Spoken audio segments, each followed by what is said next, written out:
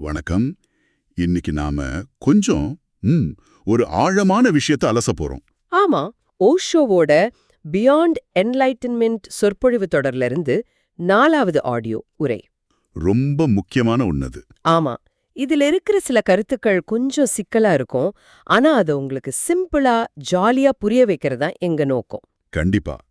அதாவது, வார்த்தைகள் ஏன் போதாது, நாம ஏன் இந்த சமூக முகமூடி போட்டுக்கிட்டு வாழறோம், இப்படி பல விஷயங்களை பத்தி பேச போறோம். ஆமா, இந்த உரையே ஒரு மாதிரி நம்மள நேரடியா உலுக்குற மாதிரி இருக்கும். ஆன்மீகங்கிறது வார்த்தையில சொல்ல முடியாத ஒரு அனுபவம்னு ஓஷோ ரொம்ப நம்பினாரு. ம் வார்த்தைகளை தாண்டி போகும்போதுதான் அந்த உண்மையான புரிதல் ஆரம்பிக்குதுன்னு சொல்றாரு. சரி. அதனால இது வெறும் தகவல்களை கேட்கற மாதிரி இருக்காது. கேட்டு முடிச்சதும் உங்களை நீங்களே சில கேள்விகள் கேட்டுக்க ஆரம்பிப்பீங்க. சூப்பர். சரி, அப்போ முதல் விஷயத்துல இருந்தே ஆரம்பிக்கலாமா? அனுபவத்தை விவரிக்க வார்த்தைகள் பத்தாதுன்னு ஓஷோ சொல்றாரு.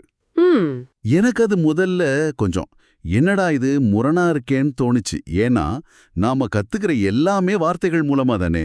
ஆமா ஆமா. ஆனா அவர் சொல்றாரு, சொர்க்கத்துல நீங்க ஆனந்தத்துல மூழ்கி இருக்கும்போது அல்லேலூயான்னு கூட சொல்ல முடியாது. ஏன்னா அந்த வார்த்தை அந்த அனுபவத்தை விட ரொம்ப சின்னதா இருக்கும்னு சொல்வாரு. அதேதான். இது எப்படி புரிஞ்சுக்கிறது? இது ஒரு நல்ல கேள்வி. ஓஷோ என்ன சொல்ல வர்றாருன்னா, மொழிங்கிறது மனுஷன் கண்டுபிடிச்ச ஒரு அற்புதமான கருவி, அதுல சந்தேகமே இல்ல. ஆமா. ஆனா அதே சமயம் அது ஒரு சிறைச்சாலையாவும் மாறிடுது. யோசிச்சு பாருங்க, நாம மொழிய வச்சுதான் சிந்திக்கிறோம், உணர்வுகளை பரிமாறிக்கிறோம். கரெக்ட். ஆனா ஒரு கட்டத்துக்கு மேல ரொம்ப ஆழமான அனுபவங்களை, உதாரணத்துக்கு ஒரு தியானத்தோட முழுமையான அமைதியையோ வார்த்தையில அடக்கவே முடியாது. அது ஒரு மாம்பழத்தோட சுவையை விவரிக்க முயற்சி பண்ற மாதிரிங்களா? சரியா சொன்னீங்க. இனிப்பு புளிப்புன்னு சொல்லலாம், ஆனா அந்த உண்மையான அனுபவத்தை அந்த வார்த்தை கொடுக்கவே கொடுக்காது. புரியுது புரியுது. அப்போ முடிவில் வார்த்தை இல்லைன்னு ஓஷோ சொல்றது பைபிள்ல ஆதியில் வார்த்தை இருந்ததுன்னு சொல்றதுக்கு நேர் எதிரா இருக்கு. ஆமா. அப்போ அந்த முடிவுங்கிறது அனுபவத்தோட உச்சம்னு எடுத்துக்கலாமா? நிச்சயமா. அந்த முடிவுங்கிறது தான் ஞானம் அடைஞ்ச நிலை. அந்த இடத்துல மனசோட குறுக்கீடு, அதாவது வார்த்தைகளோட ஓட்டம் நின்னுடும். ஓ. அப்போ நீங்க பிரபஞ்சத்தோட நேரடியா ஒரு தொடர்புல இருப்பீங்க. அந்த நிலையில மௌனம் தான் உங்க மொழியா இருக்கும். அப்போ அல்லேலூயாங்கிறது? அந்த மௌனத்துல வெளிப்படுற நன்றி உணர்வு தான் உண்மையான அல்லேலூயா. மொழிங்கிற சிறையிலிருந்து வெளியே வர்றதுதான் முதல் படி. மொழிங்கிற சிறை, இதுவே ஒரு ஆழமான சிந்தனை. இது என்ன அடுத்த விஷயத்துக்கு கூட்டிட்டு போகுது. நாமளா உருவாக்கிக்கிற இன்னொரு சிறை, சமூக முகமூடிகள்.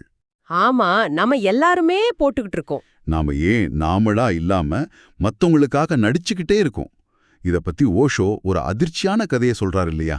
ஆமா, நாம எல்லாருமே ஏதோ ஒரு வகையில முகமூடி போட்டுக்கிட்டு தான் இருக்கோம்.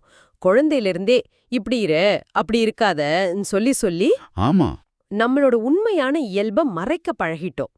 4 பேர் என்ன சொல்லுவாங்கங்கிற பயம்தான் நம்மளை இயக்குது. அதுதான் ஓஷோ அவரோட நண்பரோட மகனை பத்தின ஒரு கதையை சொல்றாரு. அந்த 18 வயசு பையன் ஊருக்குள்ள நிர்வாணமா சுத்துறான். பார்த்தவங்க எல்லாரும் அவனை பைத்தியம்னு சொல்றாங்க.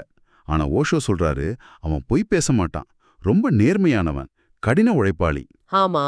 ஒரு பொண்ணை பார்த்து, நீங்க ரொம்ப அழகா இருக்கீங்க, உங்களை முத்தமிடலாமா நான் அனுமதி கேட்கறான். அவன் வன்முறையாளன் கிடையாது. அவன் நேர்மையா இருக்கான், அவ்வளவுதான். ஆனா அவனோட அந்த அப்பட்டமான நேர்மையை ஏத்துக்க இந்த சமூகம் தயாரா இல்ல. இது சரி தவறு பத்தின நம்மளோட எல்லா எண்ணங்களையும் கேள்விக்குள்ளாக்குது. நிச்சயமா. அந்த பையன் பைத்தியம் இல்ல, அவன் தனித்துவமானவன். கூட்டம் போடுற முட்டாள்தனமான விதிகளுக்கு கட்டுப்பட அவன் மறுக்கிறான். ஆனா சமூகம் அவனை ஏத்துக்கலையே. ஏத்துக்காத சமூகம் உண்மையா இருக்கிறவங்கள விட நல்லா நடிக்கிறவங்கள தான் கொண்டாடுது. இதுக்கு சார்லி சாப்ளின் வாழ்க்கையில நடந்த ஒரு சம்பவத்தை சொன்னா சரியா இருக்கும். சொல்லுங்க. சாப்ளினோட 50வது பிறந்தநாளுக்காக இங்கிலாந்துல சாப்ளின் மாதிரி நடிக்கிறது யாருன்னு ஒரு போட்டி நடத்தினாங்க. ஓ. இறுதி போட்டி லண்டன்ல. யாருக்கும் சொல்லாம சாப்ளினே அந்த போட்டியில கலந்துக்கிட்டாரு. நிஜமாவா? அப்ப அவர் தானே ஜெயிச்சிருக்கணும். ஈஸியா? அதுதான் இல்ல, அவருக்கு 2வது பரிசு தான் கிடைச்சது. என்ன சொல்றீங்க? ஆமா, முதல் பரிசு வாங்கினவர் சாப்ளின் மாதிரியே நடிக்க பல மாசமா பயிற்சி எடுத்திருந்தாரு. அவர் ஒரு போலி. ஆனா சாப்ளினும் அவரா இருந்தார். அட கடவுளே. இதுக்கு எந்த பயிற்சியும் தேவையில்ல. இந்த சம்பவம் என்ன சொல்லுதுன்னா, சமூகம் உண்மையை விட நல்லா பயிற்சி செஞ்ச நடிப்பத்தான் கொண்டாடுது. நம்பவே முடியல. அந்த நிர்வாணமா சுத்தின பையன் உண்மையானவன். ஆனா நாம அவனை பார்த்து பயப்படுறோம். ஓஷோ சொல்றாரு, நம்மளோட காயங்களையும் குறைகளையும் நாம தைரியமா ஏத்துக்கும் போதுதான் உண்மையான மாற்றம் தொடங்குது. அது வரைக்கும் நாம நம்ம முகமூடிக்கு பெயிண்ட் அடிச்சுக்கிட்டே தான் இருப்போம். ஒரிஜினல் சாப்ளினை விட டியூப்ளிகேட் சாப்ளின் நல்லா நடிச்சிருக்காருன்னு சொல்றது இது நம்ம சமூகத்தோட மனநிலையே காட்டுது. ஒரு விதத்துல இது சோகமான விஷயம்தான். ஆமா. அப்போ இந்த முகமூடியை கழட்டி எறியறதுக்கு முதல் படி என்ன? இதுதான் சுய ஏற்பு, அதாவது செல்ஃப் அக்செப்டன்ஸ்ங்கிற விஷயத்துக்கு நம்மள கொண்டு வருது இல்லையா? நீங்களே உருவாக்கலன்னு அவர் சொல்றாரு. ஆனா மதங்களும் சமூகமும் ஆமா, அவங்க தான் நம்மள நல்லவன் கெட்டவன்னு முத்திர குத்தி நம்மளோட இயல்பை மறைக்க சொல்லி ஒரு பெரிய அழுத்தத்தை கொடுக்குது. இந்த அழுத்தத்தால நம்மள வெறுக்க ஆரம்பிக்கிறோம். ஆனா நம்மள நாமே ஏத்துக்கிறதுங்கிறது அவ்வளோ சுலபமா? சின்ன வயசுல இருந்தே உன்னை நீயே திருத்திக்கோ, இன்னும் பெட்டர் ஆகுன்னு தானே சொல்லி கொடுத்துருக்காங்க. ஆமா, நம்ம மனசே நம்மளோட பெரிய எதிரியா இருக்கும்போது எப்படி நம்மள முழுசா ஏத்துக்கிறது? நீங்க சொல்றதுதான் பிரச்சனையே. ஏத்துக்கிறதுனா முயற்சி பண்ணாம இருக்கிறதுன்னு அர்த்தம் இல்ல. அப்போ உண்மையான மாற்றம் உண்மையை ஏத்துக்கிறதுல இருந்து தான் தொடங்குது. ஒரு டாக்டர் கிட்ட போய் உங்களுக்கு இருக்கிற நோயை மறைச்சா அவர் எப்படி சிகிச்சை கொடுப்பாரு? கொடுக்க முடியாது. அது மாதிரி தான் ஒரு குரு கிட்ட போகும்போது நீங்க யாருங்கிற உண்மைய மறைச்சு ஒரு நல்லவர் மாதிரி நடிச்சா அவரால உங்களுக்கு உதவ முடியாது. உங்க யதார்த்தத்தோட தான் அவர் வேலை செய்ய முடியும். ஓ, அப்படியா விஷயம்? நீங்க யாருங்கிறத எந்த விதமான குற்றமுணர்ச்சியும் இல்லாம நீங்க ஏத்துக்குவோம், அந்த நொடியில தான் உண்மையான ஆன்மீக பயணம் தொடங்குது. இது ரொம்ப சக்தி வாய்ந்த ஒரு கருத்து. சரி, இப்போ ஒரு பிராக்டிக்கலான கேள்விக்கு வரலாம். நம்ம எல்லாருக்குள்ளயும் அந்த கேள்வி இருக்கும், ஏன் வாழ்க்கைய முழுசா மாத்துறது எப்படின்னு. ஆமா, எல்லோரும் கேக்குற கேள்வி. இதுக்கு ஓஷோ சொல்ற பதில் ரொம்ப எளிமையா ஆனா ஆழமா இருக்கு. சாத்தியமில்லாததை கேட்காதீங்கன்னு சொல்றாரு. ஒரே நாள்ல எல்லாத்தையும் மாத்திடணும்னு நினைச்சா அது நடக்காது. ஆமா, மனம் ரொம்ப தந்திரமானது. ஒரு விஷயத்த செய்யாம தப்பிக்கணும்னா அது ஒரு பெரிய அடைய முடியாத இலக்க நிர்ணயிக்கும். ஆ, நான் முழுசா மாறணும்னு சொன்னா அந்த முழுமைங்கிற வார்த்தையே நம்மள முடக்கி போட்டுடும். 10,000 மைல் பயணிக்கணும்னு நினைச்சா பயமா இருக்கும். ஆனா இப்போ ஒரு அடி எடுத்து வைக்கணும்னு நினைச்சா அது சுலபம். சரியா சொன்னீங்க. இத விளக்க ஓஷோ ஒரு ஜாலியான கதையை சொல்வாரு. அவர் ஒரு பணக்கார கஞ்சனோட தங்கியிருந்தப்ப நடந்ததாம். ஓ, அந்த கதை ஞாபகம் இருக்கு, சொல்லுங்க. அந்த ஆள் தினமும் வாக்கிங் போகும்போது ரோட்ல கிடக்கிற பழைய சாமான்களை பொறுக்கிட்டு வருவாராம். சரி. ஒரு நாள் சைக்கிள் ஹேண்டில் பார், இன்னொரு நாள் சீட்டு, அப்புறம் 2 சக்கரம்னு ஒன்னொன்னா சேர்த்து ஒரு சைக்கிளே உருவாக்கிட்டாரு. ஆனா அதுக்கு செயின் மட்டும் கிடைக்கல. ஓஹோ. அதுக்காக காத்துட்டே இருந்தாரு. ஒரு நாள் நடுராத்திரியில ஓஷோவை எழுப்பி செயின் கிடைச்சிடுச்சுன்னு ஒரே கொண்டாட்டம் தான். ரோட்ல பொறுக்குன சாதனத்தை வச்சு சைக்கிளா? பிரேக் எல்லாம் இருக்குமா அதுல? அதுதான் இல்ல, அந்த சைக்கிள்ல மட்கார்டு கிடையாது, பிரேக்கும் கிடையாது. நிறுத்தணும்னா பக்கத்துல இருக்கிற மரத்துல போய் மோதணும். ஐயோ. அது ஓடும்போது வர்ற சத்தம் 1/2 மைலுக்கு அந்த பக்கம் இருக்கிறவங்க மனைவிக்கு இவர்தான் வராருன்னு சொல்லிடுமா. திருடனுங்க கூட அதை பார்த்து பயப்படுவாங்களாம். செம்ம கதை. இந்த கதை கேட்க வேடிக்கையா இருந்தாலும் இதுல ஒரு பெரிய தத்துவம் இருக்கு. அந்த மனுஷன் எனக்கு ஒரு முழுமையான சைக்கிள் வேணும்னு நினைக்கல, ஒவ்வொரு பாகமா சேகரிச்சார். ஆமா. நம்ம வாழ்க்கையிலயும் முழுமையான மாற்றம்ங்கிறது இப்படி நாம எடுக்கிற சின்ன சின்ன தொடர்ச்சியான முயற்சிகளோட கூட்டுத்தொகை தான். ரொம்ப அருமையான கதை.